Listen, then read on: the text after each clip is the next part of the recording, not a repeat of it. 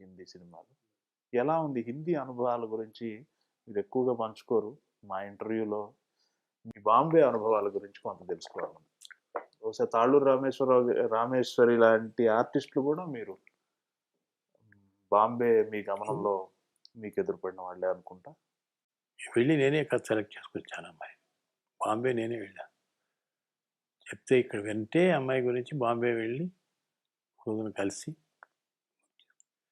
నాకు అదే ఎన్ని సినిమాలు చేసినా హిందీ రాదు.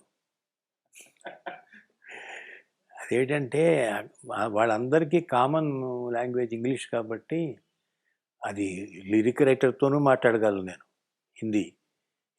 హిందీలో అంటే నాకు ఈ లిరిక్ ఇట్లా ఉండాలని చెప్పుకోగలిగిన ఇది వచ్చింది. ఆర్టిస్టులు సరే అందరూ మంచి ఇంగ్లీష్ మాట్లాడతారు, ఇబ్బంది లేకుండా వెళ్ళిపోయారు. శంకరాభరణం, గిరీష్ కర్నాడ్, వీళ్ళందరూ గిరీష్ కర్నాడ్ మనవాడే కాబట్టి మనకి కన్నడ వాత అతను జయప్రదే కాకపోతే ఏముంది, మనకి ఇబ్బంది ఏముంది. అది కాకపోయినా కూడా ఒకసారి వచ్చిన సినిమాకి చాలా తేలిక రీమేక్ అనుకుంటారు. నేను ఈశ్వర్ తీశాను, స్వాతిముత్యం, టేకింగ్లో ఏ సంబంధం ఉండదు, అది కొత్త సినిమాలాగా ఉంటుంది. అదే షాట్ పెట్టి అక్కడి నుంచి ఒకసారి మూవీ హాల్లో చూసుకుని ఇట్టా నుంచి ఇట్టా వెళ్ళానా కాబట్టి ఇక్కడ కూడా అట్టగా అనేది అలా ఉండదు. అది ఎంటైర్గా డిఫరెంట్ టేకింగ్, డిఫరెంట్ ఇది. ఆ సమయంలో అంతే మనోధర్మాన్ని తీసుకుని వెళ్ళిపో, మక్కిగా ఉండదు. మీరు తీసిన ప్రతి సినిమా మలయాళం, తెలుగులో ఎలా హిట్ అయిందో మలయాళంలో అలా తెలుగు భాషలో రిలీజ్ చేసినా హిట్ అయింది. సాగర సంగమం, శంకరాభరణం, దాదాపు ప్రతి సినిమా ఉందనుకుంటా.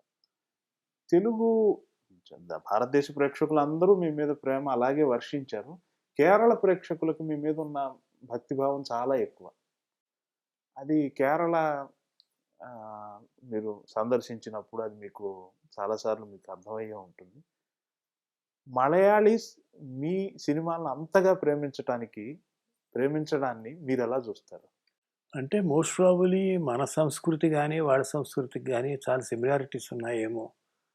ఎందుకంటే మన పాటలు ఇప్పుడు ఉన్నాయనుకోండి, సంస్కృత పదాలు ఎక్కువ ఉంటాయి.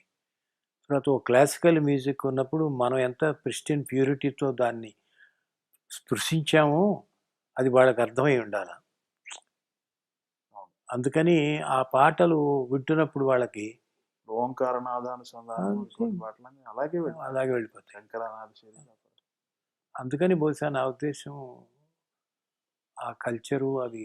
ఎందుకంటే ఒక్కొక్క ప్రాంతం నుంచి వచ్చేటప్పుడు ఒక్కొక్క ప్రాంతానికి ఉండేటువంటి ఆ రీజినల్ ఫ్లేవర్ కానీ ఆ వాసన కానీ జెన్యూన్గా ఉన్నప్పుడు మోస్ట్ ప్రాబబ్లీ వాళ్ళు ఆ ఇంట్రెస్ట్తో చూస్తారేమో. వాళ్ళు కొన్ని ఏమో సెంటిమెంట్స్ యూనివర్సల్గా ఉంటాయి. అది మలయాళీకి అదే సెంటిమెంట్ ఉంటుంది, తమిళియన్కి అదే ఉంటుంది. అందుకని కొన్ని సబ్జెక్ట్స్, మన సబ్జెక్ట్స్ ఎక్కడైనా ఒకే రకంగా ఆదరణ లభిస్తుంది, ఒకప్పుడు లభించదు. బికాజ్ కేవలం ఒక రీజనలైజ్ అయిపోతుంది, ఈ ప్రాంతానికే అది కట్టుబడి ఉన్నట్టుగా ఉంటుంది. బహుశా అది ఏమైనా యూనివర్సాలిటీ ఉందేమో వాటిల్లో, క్యారెక్టర్స్లో కానీ వాటిల్లో కానీ. ఇప్పుడు స్వాతికిరణం ఉంది, నాట్ బికాజ్ మమ్ముట్టి యాక్ట్ చేశాడు వాళ్ళ యాక్టర్ అని కాదు, ఒక సంగీతజ్ఞుడు, అతనికి ఉండేటువంటి అసూయ, ఒక ప్రాడిజీ. సో ఇది ఎక్కడ చెప్పినా మనకి చెల్లిపోతుంది. మరాఠీలో వెళ్ళి చెప్తే కూడా చెల్లుతుంది. ఇది యాటిట్యూడ్ అనమాట.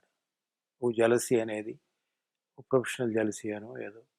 తర్వాత దానికి తగ్గట్టుగా మనం ఇచ్చిన మ్యూజిక్ కూడా అలాగే యూనివర్సల్గా ఉండే క్లాసికల్ టైప్ ఆఫ్ మ్యూజిక్ వచ్చేసాం కాబట్టి అది ఏ ప్రాంతానికైనా కూడా నప్పుతుంది. అది కారణం.